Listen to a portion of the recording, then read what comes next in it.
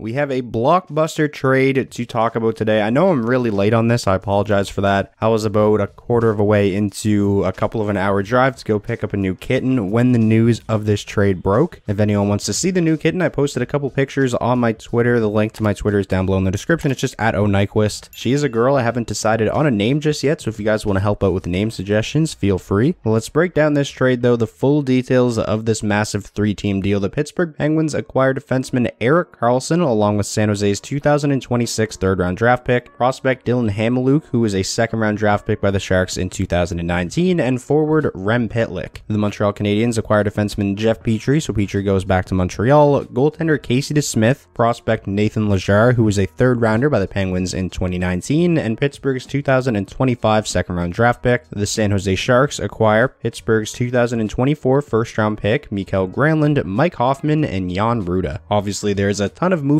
parts in this trade, so some additional tidbits. The San Jose Sharks are retaining $1.5 million of Erik Karlsson's salary. Pittsburgh retains 25% of Petrie's salary, and the Penguins' 2024 first rounder that went to the Sharks as part of this deal is top 10 protected. So I guess let's just go team by team, and I'll kind of give you guys my thoughts on how I feel each team did. And let's start out with the Pittsburgh Penguins, who acquired Erik Karlsson in this deal, the reigning Norris Trophy winner, coming off of a career-high 101-point season. As everybody knows, Erik Karlsson is an elite offensive defenseman. He has game-breaking offensive abilities. Yes, his style of play often comes at the expense of the defensive side of the game. He gives up a lot of chances, high-quality chances when he's on the ice, especially at this point in Karlsson's career. He's not the kind of defenseman that you're going to throw out there to, line match the other team's top forward to kind of shut him down. That's not Erik Karlsson's game. Erik Karlsson is a pure offensive defenseman through and through, one of the very best that the NHL has to offer. At 33 years old, Erik Karlsson is joining an aging core in Pittsburgh that consists of the likes of Crosby, Malkin, and Letang. I love this move by Kyle Dubas. I think Pittsburgh was really one of the only situations that made sense for Erik Karlsson. Obviously, the Penguins are a team that want to win. They're not rebuilding. As long as you have Crosby and Malkin playing at a high level, this is a team that's going to be trying to compete. This is going to be really fun to watch. Imagine what the power play is going to look like, having guys out there like Malkin, Crosby, Gensel, and Karlsson. I'm not sure how long of a window this core together has as,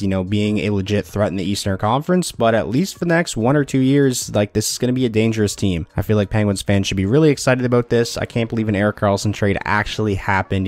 Think about the situation Karlsson was in even just this time last year, before the Norris Trophy winning season that he just had. At that time, Karlsson might have had the most untradeable contract in the league, and now just 1 year later, he's a member of the Pittsburgh Penguins. Now let's break down the part Montreal played in all of this. Again, they got Jeff Petrie, Casey DeSmith, Nathan Leger, and Pittsburgh's 2025 second-round draft pick. I think Montreal did really well here. All the Canadiens gave up as part of this three-team deal was Rem Pitlick and Mike Hoffman, who is heading into the final year of his contract. They were compensated pretty nicely for helping facilitate this trade and taking on the Jeff Petrie contract from the Pittsburgh Penguins, and they got Petrie at 25% retained. He has a cap hit before the retention of $6.25 million through the 2024-25 season, so for 2 more seasons. Obviously, the Canadiens are very familiar with Jeff Petrie. He spent 8 seasons with them. He's 35 years old, but at this point in his career, he's still a very serviceable top 4 defenseman. You also get a solid backup option now for Jake Allen in Casey DeSmith. I would say DeSmith is also capable of, playing in tandem, being in a 1A, 1B type of situation. DeSmith is heading into the final year of his deal, has a cap hit of just $1.8 million. Those are 2 guys right there that are going to contribute to the Montreal Canadiens right away. And then, of course, you get the 2025 second and a prospect again. I think Montreal did a nice bit of work here. And now, finally, let's talk about the return for the San Jose Sharks. Pittsburgh's top 10 protected 2024 first rounder, Mikael Granlund, Mike Hoffman, and Jan Rutta. I've seen a lot of people on Twitter that were underwhelmed with this return for the San Jose Sharks, given the fact that Erik Karlsson is coming off of a career year, a Norris Trophy winning season, but it's a really unique situation. Karlsson's 33 years old, makes a ton of money. Like I said, this time last year, his contract was probably viewed as one of the most untradeable contracts in the league, and with the situation the San Jose Sharks are in right now, they're in a full-on rebuild. It just didn't make sense for them to hang on to Erik Karlsson. Just getting rid of Erik Karlsson and getting rid of that contract, in my opinion, makes this a good deal for the San Jose Sharks. Just getting rid of that contract. Everything on top of that, to me, is just a bonus. The first round pick is nice. The Penguins just missed the playoffs this past season. I don't think there's any guarantee they make it next year. Obviously, now with Erik Karlsson, they put themselves in a better position, but could definitely turn out to be a pretty valuable draft pick. And then Granlund, Rutta, and Hoffman. To me, I'm just viewing all those guys as trade bait players that probably the San Jose Sharks are going to look to flip for additional future future assets down the line. I think this was a more than fine return for the San Jose Sharks given the situation, and this is a 3-team deal that honestly I'm looking at as a win-win-win. I think it makes a lot of sense for all 3 teams involved. I'm very excited to see Erik Karlsson be back on a competitive team, be back on a team that's trying to compete for a playoff spot and, ultimately compete for a Stanley Cup. So those are pretty much all of my thoughts on the blockbuster 3-team deal that sent Erik Karlsson from San Jose to Pittsburgh. As always, I want to know what you guys are thinking, especially if you're a fan of any of the teams involved. Let me know how you're feeling down below in the comments. Let me know who you think won the trade and why. Again, I do want to apologize for being so late on this. I was very far from home when the news of this trade broke, but I still did want to get my thoughts up at some point. I figured there was at least a good bit of you that wanted to hear my thoughts on this. But yeah, if you guys enjoyed the video, please be sure to leave it a like. And most importantly, if this was your first time checking out the channel and you want NHL content just like this all year round, be sure to hit that subscribe button, and I will talk to you all soon.